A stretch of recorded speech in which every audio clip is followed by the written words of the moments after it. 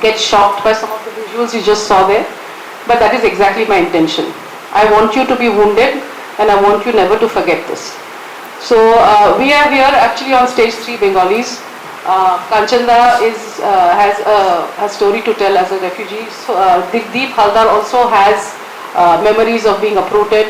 I was very lucky. My grandparents came over to today's West Bengal side before partition. So to begin today's session, I would like the personal stories of Kanchanda as well as Deep, and tell us how you are connected to East Bengal and East Pakistan. Thank you, Alu, for having me over here, and thank you everybody for coming so early in the day. I mean, Sunday 9:30 is like... This is Pondicherry. See, I didn't even get time to do my hair. You're looking very good. You know, it's, as Alu said, it's very important that unless we have memories, we will tend to go down the same path again and again and again. My grandparents, they came to India, my maternal grandparents and my paternal grandmother, they came to India after partition.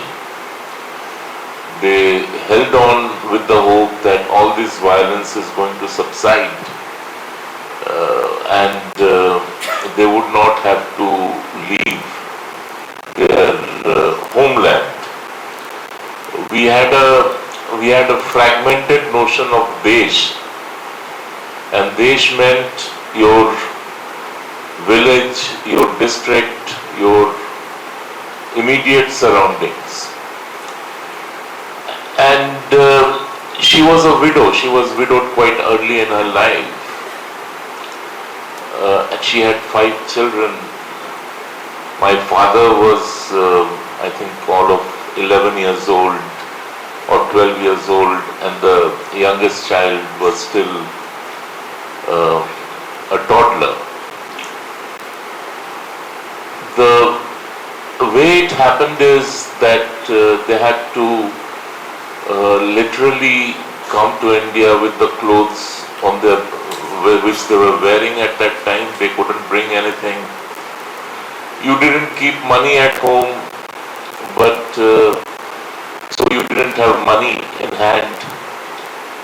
You had a lot of gold jewelry, but you were scared that because of the jewelry you would be waylaid and killed, so you just left the jewelry with your neighbor, trusting that the neighbor will look after them, and that you would come back one day and either get back to where you were, or you would take this back from your neighbor. But that is not how the story unfolded.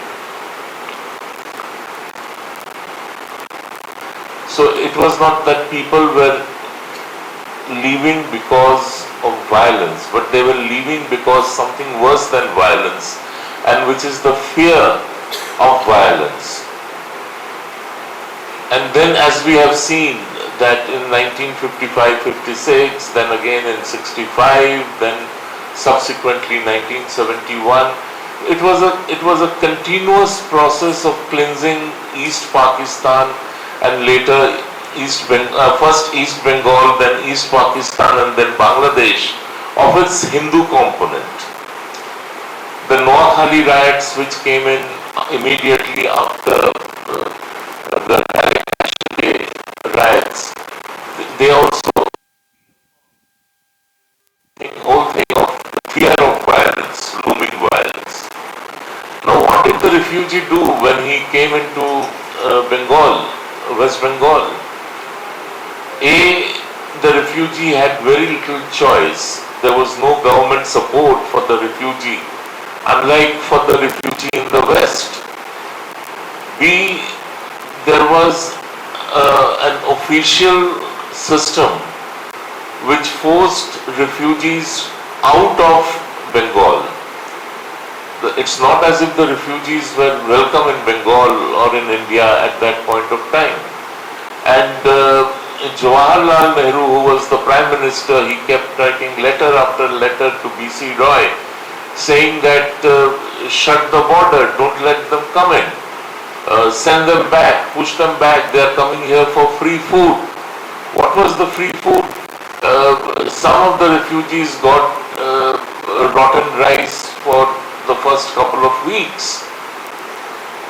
And one of the reasons they thought that they could do this was because the communists who were in opposition at that time, they told them when they were being sent back almost a decade ago to Dandakaranna that look, this is a very bad thing that is being done to you by both the center and the state. If we are in power, if we come to power, we will make sure that we'll bring you back to West Bengal because you are Bengalis. This is where you belong.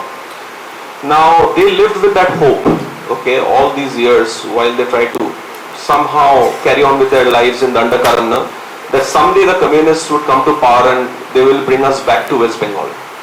Now the communists did come to power in 1977, but they forgot all about that promise because it didn't matter anymore, I think, politically. They sent delegations to meet the Chief Minister Jyoti Basu at that time. They met other communist leaders, but there was no movement. There was no attempt at bringing them back to Bengal from Dandakaranna. So over the course of that time in Dandakaranna, whatever little money they had saved, they took that and they identified a place in the Sundarbans called Morijhapi Island. It's a tiny island and uninhabited at that time and also now. And they decided to go there by themselves without any help from the government and set up a township, which they did. This was 1978. So the better part of 1978, this amazing experiment took place in the tiny little island called Morijhapi.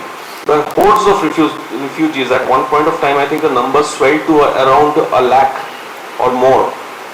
They cleared shrubs. It was a completely uninhabited island. They cleared shrubs, built huts, and there was a boat manufacturing yard. There was a salt pan factory. There was a school there. They later set up a tube well. So it was a bustling township. Sometimes in the story, when I recall the story of Morijhapi, I tend to forget the experiment that took place there, where out of nothing,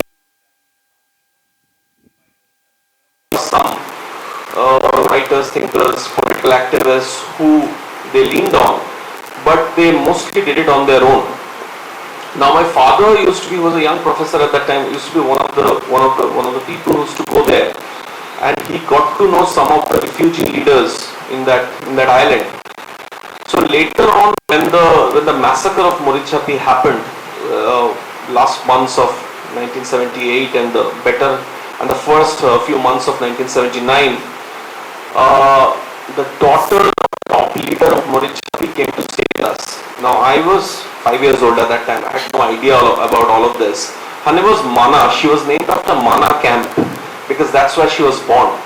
She was around 15 at that time. So Mana, and I was 5, 6 years old. So Mana was introduced to me as an elder cousin, but she looked a little different.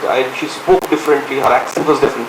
So I didn't quite believe that story, but we became friends, and she would tell me in the night stories that I couldn't make sense of. Stories of huts being set on fire, policemen coming in the middle of the night taking women away, hordes of policemen suddenly coming into a village and attacking villagers, about gunfights and about villagers trying to fight the policemen with bows and arrows and spears made from branches of trees. Now these were fantastical stories for me. Imagine for a 5-year-old hearing such stories. But that memory stayed with me. So later on, when I was asked by HarperCollins to write a book, somehow I thought the first book that I should write is the first story I ever heard. So that's how it began. I went to my father who simply refused to help me. He said, "It's not your story to tell because you don't know anything about it." But then I said that, "Look, I want to tell the story. Please trust me with the story." And he gave me a few numbers and it took me all of 5, journalism teaches you to write fast, sort of whatever it's history in a hurry. But it took me all of 5 years to write this book, and Kanchanda was a huge help when the book came out, because I seriously thought when it came out, maybe 10 people will read the book, but whatever little success Blood Island has had is thanks to this gentleman to my left. But the story took me to very dark spaces. The story took me to how the left betrayed Bengali Hindu refugees, mostly Dalits. The story, even after staying with it for so long, I still cannot make sense of why the communists did what they did to unarmed refugees in a tiny island in the Sundarbans. Why was there the need for mass rapes, for setting almost 6,000 huts on fire, for killing people in a systematic manner, for torturing, for letting them literally starve in an island, because they were cut off from the neighboring islands by a cordon of police launches. I still don't get the reason for this. I have interviewed in the book a gentleman who now is a TMC MLA and a very known writer, Dalit writer, Monoranjan Bapari. He has described Buddhadev Bhattacharya in the choicest of words, and he told me and some of the other sort of bureaucrats at that time, now retired, they said that look, it's just the ego of one man, Mr. Jyoti Basu, who could not take the fact that when he said no to Dalit Hindu refugees coming into West Bengal, setting up township in a village, and they defied him and dared to do so, he could not take it. There are of course other reasons, but in 78, 79, I think, so when the book came out, I think the print, which I am associated with now, called it the biggest massacre in post-independent India. It's bigger than 84, 2002. I didn't say it, it's their headline, but simply in terms of the number of people killed, the numbers go up to 6,000, 7,000. There's no record, of course. If you look up Morichapi massacre on Wikipedia, you will see that the government of the day, the left-hand government, said that 7 or 8 people were killed, which includes 2 policemen, and the number runs into thousands.